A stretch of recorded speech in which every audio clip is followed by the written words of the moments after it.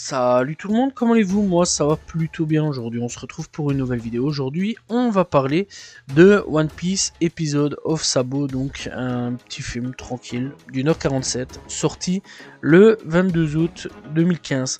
Bref, donc c'est une sorte de téléfilm, donc retraçant l'histoire un petit peu donc de Sabo encore une fois, et donc avec Dressrosa. Voilà, donc en gros c'est un gros résumé à l'arrache on va dire de Dressrosa, mais plutôt vu par Sabo cette fois-ci, et ça c'est assez intéressant. Bref, donc l'épisode de Sabo, le lien entre les trois frères, les retrouvailles miraculeuses et la volonté héritée. Voilà, donc en gros ça c'est en français, donc le nom complet du film.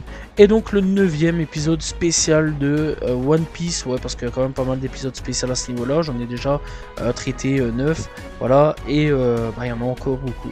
Bref, donc l'histoire est centrée donc sur donc le passé commun entre donc les trois frères, Luffy, Ace et Sabo, et plus précisément aussi à Dressrosa. Donc voilà, donc Dressrosa qui s'est passé il n'y a pas longtemps d'ici en plus.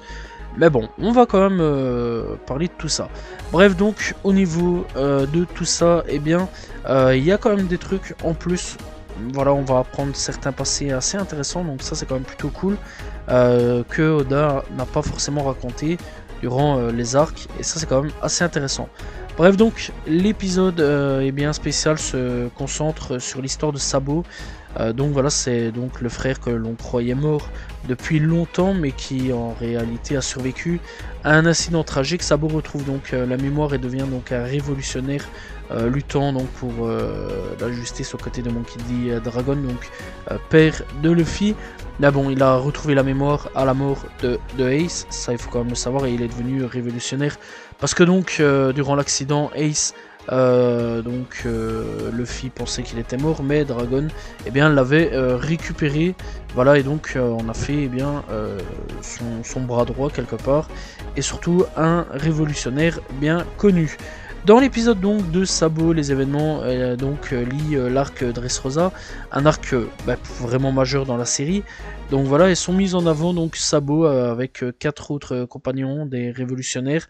Voilà, intervient dans la lutte contre donc les pirates de Don Quichotte et donc en gros de Flamingo. Ce qui a un impact majeur dans l'intrigue globale aussi de Dressrosa.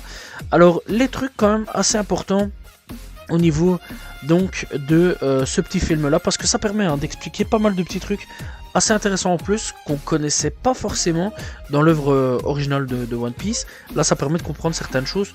L'arrivée donc de Sabo à Dressrosa, car Oda ne raconte pas ce passage de l'arc, ses réelles intentions sur sa venue. On va donc suivre donc le déroulement du tournoi avec le point de vue de Sabo et pas Luffy, donc ça c'est quand même assez intéressant, et donc ses impressions pendant la finale et à quel moment donc il va reconnaître Luffy. Donc ça aussi c'est assez intéressant parce que cette fois-ci c'est un film pas sur l'équipage des Mugiwara, mais vraiment centré à mort sur Sabo, et ça c'est une première, et ça c'est très intéressant à ce niveau là. Son passé est beaucoup plus détaillé et axé principalement sur Sabo. On va connaître aussi les détails de sa rencontre et sa relation avec Dragon, ça aussi c'est assez intéressant à ce niveau là.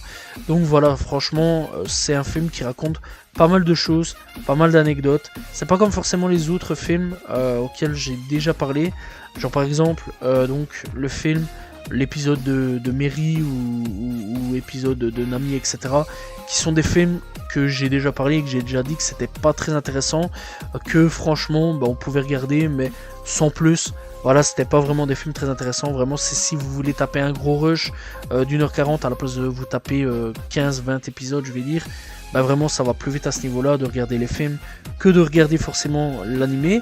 Ça c'est quand même plutôt cool à ce niveau là, mais dans l'ensemble là c'est encore un peu différent. Alors c'est à peu près la même chose, hein, vraiment un gros résumé de Dressrosa, mais cette fois-ci un peu plus donc centré sur Sabo, et ça c'est encore une première, hein, vraiment à ce niveau là c'est quand même une première.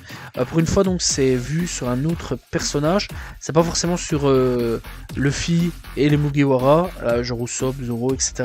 Là on voit vraiment le point de vue un peu plus global balle sur Sabo, et on voit un petit peu pourquoi ça a venu, et vraiment le but c'était vraiment d'essayer donc de défaire Doflamingo, le règne de Doflamingo.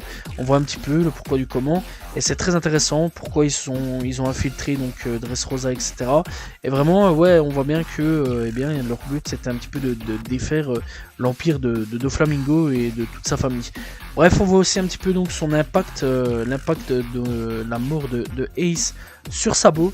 Ça aussi c'est assez intéressant à ce niveau-là, très intéressant à ce niveau-là d'ailleurs. J'ai bien apprécié, et franchement le film raconte pas non plus grand-chose à ce niveau-là, mais ça raconte quand même des passages assez intéressants, ce dont on pouvait forcément se poser des questions. Ça répond à pas mal de questionnements. Pourquoi Sabo et les révolutionnaires étaient donc sur Dressrosa, ça c'est la question qu'on pouvait se poser. Là ça répond quand même à pas mal de nos questions à ce niveau là, et ça c'est assez intéressant donc du point de vue du spectateur, d'avoir certaines réponses à certains questionnements pour l'univers de One Piece.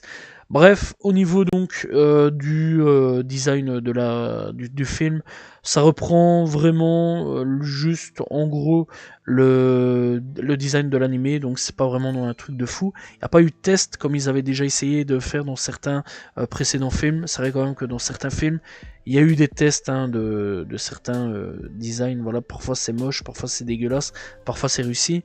Voilà, mais franchement là, non, il n'y a vraiment pas de test, alors que c'est des hors-séries, je pense qu'ils auraient pu essayer certaines choses. Voilà, on va voir de toute façon au fur et à mesure du temps avec les films que par contre il va y avoir des tests, ça on verra. Mais donc encore une fois, là ici par contre ça reprend vraiment toute la base de l'animé, donc voilà, ils ne sont pas vraiment cassés le derrière à ce niveau-là.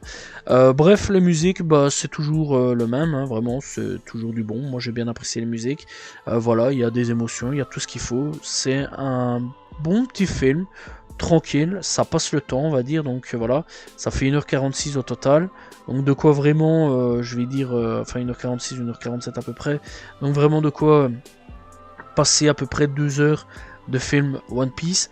Voilà, à ce niveau là donc ça résume pas mal. On voit aussi donc tous les combats de Dressrosa, mais quand c'est donc Sabo qui se bat, etc.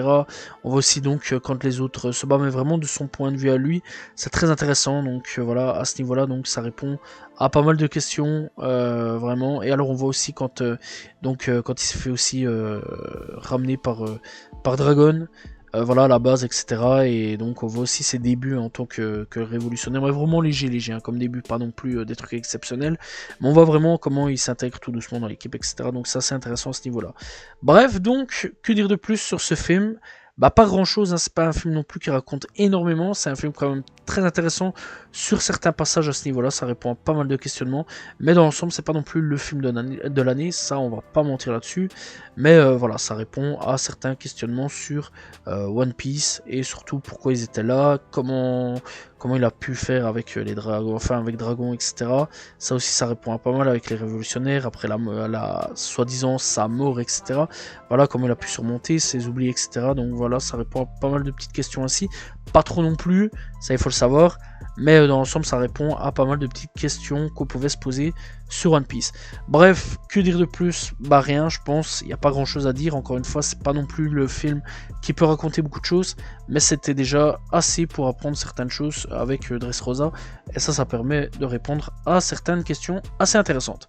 Voilà, j'espère que vous avez apprécié cette vidéo donc sur le film One Piece Episode Off de Sabo. Voilà, n'hésitez pas donc à vous abonner, liker, commenter, partager. On se retrouve demain pour une nouvelle vidéo très prochainement pour parler d'un nouveau film. Salut tout le monde, ciao ciao.